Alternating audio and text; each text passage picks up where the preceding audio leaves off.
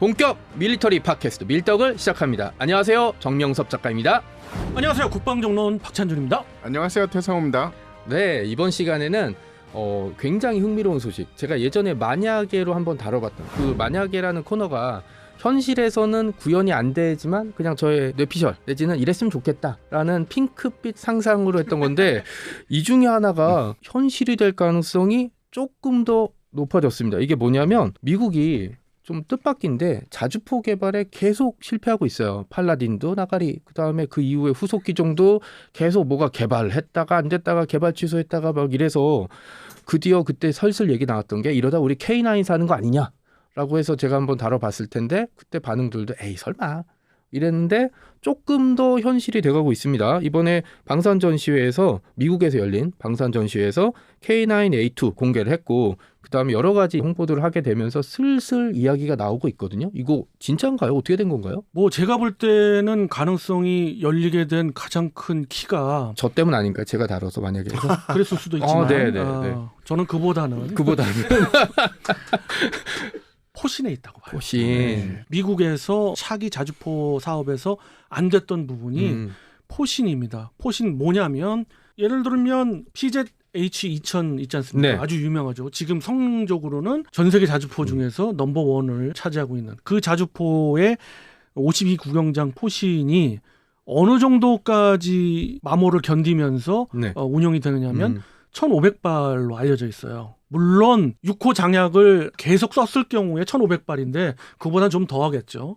그리고 그들의 교범에는 그거보다 더 낮겠죠. 그렇죠. 네. 그러면 이제 포신을 교체해야 네. 되는데 이거는 뭐 거의 600발 수준 정도에서 뻥 터져버리니까 58구경장이 물론 52구경장보다 약실에 있는 그런 압력들이 어마어마하니까 더 그런 분이 있겠습니다만은 최신형 자주포의 어떻게 보면 지금으로서 가장 큰 난제가 포신입니다. 그러니까 포신이 52구경장에서 58구경장 늘어났다는 얘기는 길어졌다는 얘기인데 그러면 포신 자체의 무게도 늘어날 테고 포신이 받는 어떤 압력도 더 커졌다는 뜻이잖아요. 그렇죠. 엄청난 속도로 인해서 사거리도 훨씬 길죠. 그리고 제가 그 58구경장의 자주포 봤는데 포신이 너무 길어서 앞으로 자빠질 것 같았어요. 안 자빠지죠. 앞으로 자빠질 것 같아서 저게 되나? 라는 생각이 좀 들더라고요. 지금 그런 어떤 희망을 갖게 된 게 최근에 현대위아에서 ADD하고 함께 모 사업장이라고 표현할게요. 모 사업장에서 시험을 지금 하고 있습니다. 이거를 58구경장의 포신을 개발해서 계속 시험하고 있는데 지금 현재 900발까지 쐈어요. 물론 6호 장약 기준으로 쐈겠죠. 근데 아직까지 이상 없어요. 그럼 이제 조금만 더 하면 1000발이 되는 거죠. 네. 우리는 이제 거기에 더해서 지금 K9 자주포 K9A2까지도 52구경장이잖아요. 네. 이 자주포도 우리는 1000발입니다. 1000발까지 6호 장약으로 쐈을 때 견딜 수 있거든요. 그러면 우리의 교범은 우리가 밝힐 수는 없지만 그 정도 수준에서 표신 교체를 해야 돼요.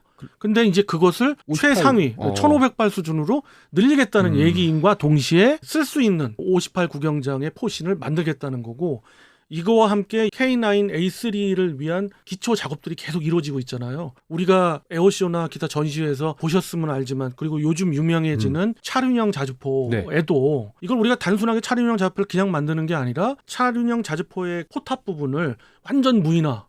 지금 K9A2가 무인화 됐다고는 하지만 완전 무인화는 아니잖아요. 그렇죠. 당연히 자동 장전 시스템만 있는 거지 네. 사실은 모든 게 다 무인화되진 않았잖아요. 맞습니다. 네. 근데 K9A3에 가서 그걸 구현하겠다는 얘기지 않습니까? 그렇게 되면은 그거에 대한 기초적인 기술에 대한 어떤 접목을 하기 위해서 차륜형 자주포부터 그런 식으로 가져가려고 하고 있어요.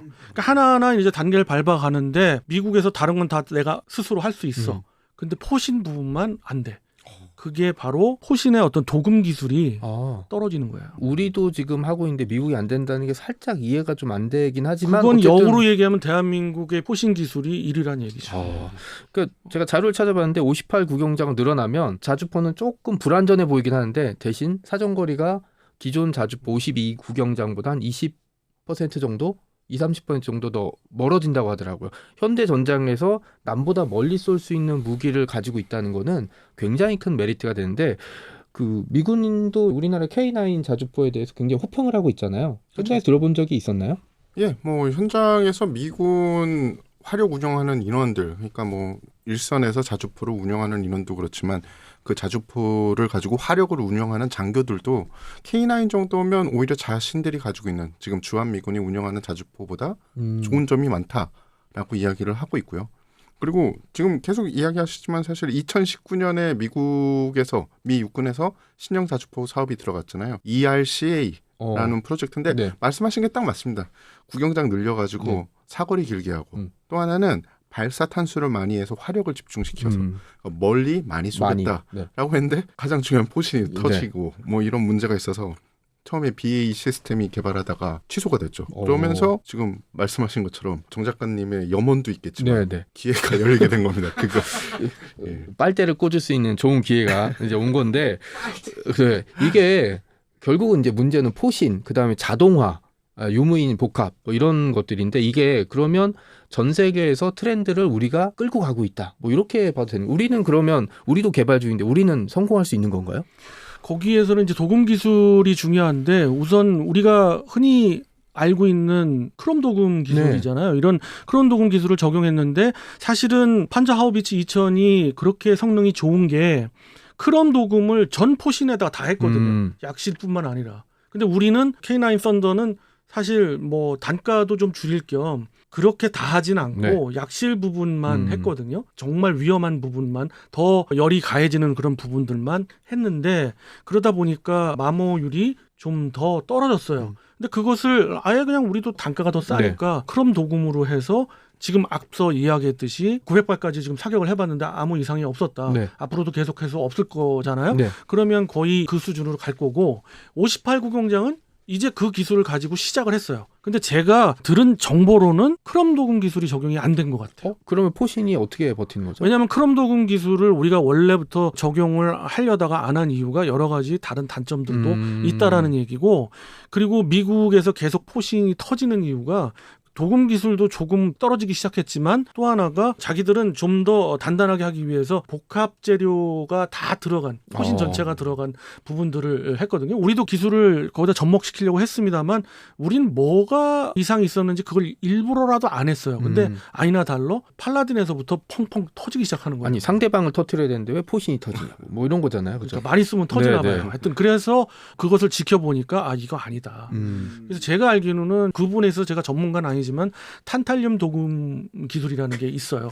이게 약간 건담에 나온 건다리움 학군 같은 건가요? 예. 네. 그게 새로운 기술인데 네. 그런 기술이 있다. 근데 이게 우리가 그것을 구현한 것 같아요. 그래서 획기적인 게 사실 58 구경장을 가지고 시험을 이제 시작했습니다. 시작했는데 첫 시험에서는 사실 우리가 실패했어요. 그 이유가 포신의 이상이 있어서가 아니라 저거예요. 복합 추진탄 아시죠? 네. K333 풍산에서 지금 양산하고 시작한 거. 그거가 사실 52 구경장인 그러니까 K9 썬더에서 발사를 하면은 되게 54km까지 나와요. 그런데 이론상으로 58 구경장에서 쏘면은 60km까지 또 그 너머까지 나와야 되거든요. 네. 그래서 목표는 60km 이상으로 잡았는데 의외로 그게 안 나왔대요. 60km까지 도달 못한 건가요? 그렇죠. 그러니까 복합 추진탄 다시 한번 리뷰를 해드리면 복합 추진탄은 왜 복합이냐? 랩탄이라고 그러죠. 우리가 랩탄 기술에다가 베이스 브리드 기술까지 접목을 한 그러니까 여러 가지가 접목된 그래서 복합 추진탄이라고 하는데 추정컨대는 그 비비탄 그러니까 베이스 브리드 기술이 안 들어가지 않았나 잘못되지 않았나 그래서 조금 우려하는 사람들도 있어요. 이게 양산이 돼 가는데 지금 문제가 생기면 어떡하냐 하는데 52 구경장에서는 어찌됐든 54km가 나오니까 문제가 없고 58 구경장에서는 좀 의문스러운데 그것은 제가 볼 때는 해결할 수 있을 것 같다라는 거죠. 방금 이제 포탄에 대한 이야기를 하셨는데 사실 일반인들이 듣기에는 조금 어렵거든요. 그러니까 사거리를 연장하기 위한 기술들이에요. 사거리를 연장할 수 있는 기술이다. 수단 방법을 가리지 않고. 그건 아니고 아무튼 그래서 우리가 뭐 사거리 연장탄에 새로운 어떤 또 다른 기술을 적용하는 거는 심지어 뭐 100km까지 갈 수 있는 거고 그래서 자기들이 개발한 탄을 가지고 유마 시험장에서 한번 시험해 보기 위해서 K9 썬더를 가지고 간 것도 K9 썬더를 그 당시에 만약에서 네. 우리가 뭐 수출한다. 하고 싶다 뭐 네, 이랬잖아요. 네. 근데 그 수출을 자기가 하고 싶어서 간 게 아니라 자기 탄을 가지고 쐈을 때 어느 정도 나가는가를 확인해 보려고 했는데 사실은 자기들 팔라딘으로는 안 되니까 그래서 K9 썬더를 가지고 간 건데 K9 썬더 자주포에서는 구현이 됐단 말이에요. 네. 그러니까 정말 이게 좋구나 하는 건 진짜로 느낀 거고 그 다음에 자기네들이 개발하고 있는 여러 가지 요소 기술이 있는데 그 중에서 제일 중요한 58 구경장이 지금 거의 안 될 게 네. 확실하단 말이에요. 근데 대한민국은 이제 시작했지만 어떻게 보면 사소한 그런 것 때문에 실패를 했지만 이들은 도금 기술이 세계 정상권이고 종국에선 간다. 그 다음에 단가도 전 세계로 봤을 때 이 정도의 성능에서 가장 쌀 그렇죠. 거다. 네. 그러면 안 채택할 이유가 없는 거죠. 이거를 전문 용어로 하면 수출하는 게 아니라 수출을 당한다. 뭐 이렇게 봐도 될 것 같네요. 그래서 여기서는 뭐 정확하게 얘기하면은 그들이 수출을 할 거다라는 이야기는 단서는 없어요. 그렇죠. 근데 여러 가지 정황상 굉장히 긍정적으로 보는 요소들이 있다. 제가 만약에라면 사실 사람들이 재밌어하는 게 박 의원님이 굳어져가는 표정이라고 했던 사람 되게 많았거든요. 이게 현실성이 너무 없으니까. 근데 이번에는 이제 박 의원님이 이렇게 전망을 했다는 거 보면 사실에 가까워졌다. 궁금한 게 내가 진짜 굳어졌나 모르겠어. 아니 이거 공식적으로 이제 얘기해요.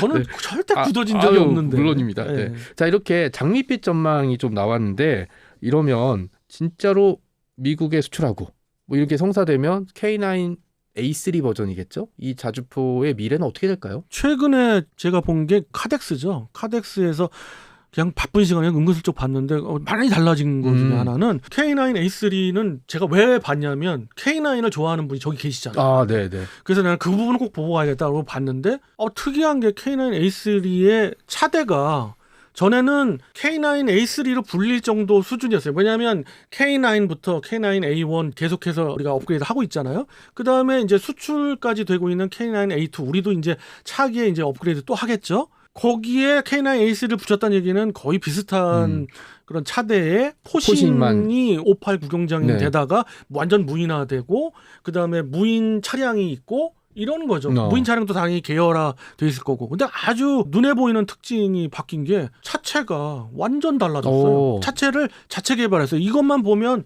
K9 A3로 불리면 안 돼. 나는 무슨 K12 뭐 이 정도로 불려야 되지 않나? 근데 이제 여기서 걱정되는 지점이 사실 미국도 엄청난 장사꾼이란 말이에요. 자기네들이 부족한 게 지금 58 구경장이면 진짜 포신만 사가지는 않겠죠? 일단은 뭐 미국이 어떻게 할지는 저는 그렇죠. 잘 모르겠어요. 네. 근데 미국은 충분히 그럴 수도 그러고도 있습니다. 남을. 네. 그런데 자신들이 독자적으로 개발하다가 안 되니까 기술력을 가지고 있는 자주포를 만드는 회사들의 제품들도 그렇죠. 후보를 받았거든요. 5개 회사가 지금 선택이 됐어요. 어떤 회사들인지 말씀드리자면 아메리칸 라인메탈 그리고 BA 포버스 같이 하는 거예요. 그죠? 그게 두 번째고 세 번째가 하나 디펜스. 네 번째가 제너럴 다이나믹스 랜드 시스템, 다섯 번째가 LB 시스템 USA. 그러니까 이렇게 보시면 돼요. 옛날에는 우리 자주포를 미군이 써? 야, 말도 안 되는 소리 하지 마. 만약에 네. 미군이 전 세계에서 자기가 원하는 제품을 만들 수 있는 후보 5개를 뽑았는데 그중에 우리가 들어갔다는 거죠. 중요한 건 다른 데는 무슨 USA자가 다 붙어요. 그러니까 외국 회사지만 미국의 현지 법인 뭐 이랬다면 어쨌든 하나는 아직까지는 아닙니다. 하나도 하나 USA예요. 아 진짜요? 네. 네. 그래서 미국은 일단 기본적으로 그렇죠. 다 현지 법인 회사를 선택하는데 네. 이거 자체가 그냥 어마어마한 거잖아요. 우리가 지원할 게가 아니라 사실 네. 이것도 계약이에요. 그러니까 5개 후보 안에 드는 것도 상당히 힘든 일인데 네네. 우리가 그걸 해냈다. 그리고 만약에 한화의 그 합작법인이 채택이 된다는 얘기는 K9이 수출된다는 얘기예요. 그렇죠. 네. 그리고 뭐 포신만 수출을 할 수도 있고 그다음에 더 나아가서는 아예 이 기술에 대한 라이센스를 사가서 우리는 로열티를 받고 그들이 생산할 수도 있어요. 그 1970년대죠. 기억나는 게 미군한테 전차 받아오면서 한국군 현대화 사업 이렇게 팻말 달고 나왔던 게 기억이 나거든요. 근데 얼마 전에 폴란드에 수출하면서 비슷한 게 걸었고 제가 이 시점에서 예언 하나 하면서 마지막을 장식하도록 하겠습니다. 자, 미국이 자존심이 있으니까 처음에는 포신만 사갈 거예요.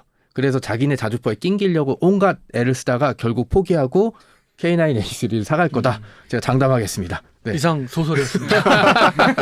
자, 근데 저는 그렇게 생각합니다. 꿈에는 한계가 없어요. 그리고 꿈은 스스로 결정하는 문제이기 때문에 우리가 옛날에 못 살고 힘들고 가난하고 남의 그늘 밑에 있었을 때 우리가 영원히 이런 운명이었을 거다라고 생각했다면 우리는 거기서 한 발자국도 나가지 못했죠. 근데 지금 우리가 그 박차고 올라오면서 전 세계 자주포 시장을 주도하는 국가가 되었다는 점은 한민족의 위대함 그리고 역시 전투민족이다라는 점을 다시금 알려드릴 수 있었습니다. 자, 이번 시간에는 K9A3 자주포의 미국 수출 전망에 대해서 좀 다뤄봤고요. 다음 시간에 관련 소식이 좀 있다면 또 재미있게 전달해 드리도록 하겠습니다. 그럼 이것으로 마치도록 하겠습니다. 여러분 안녕히 계세요.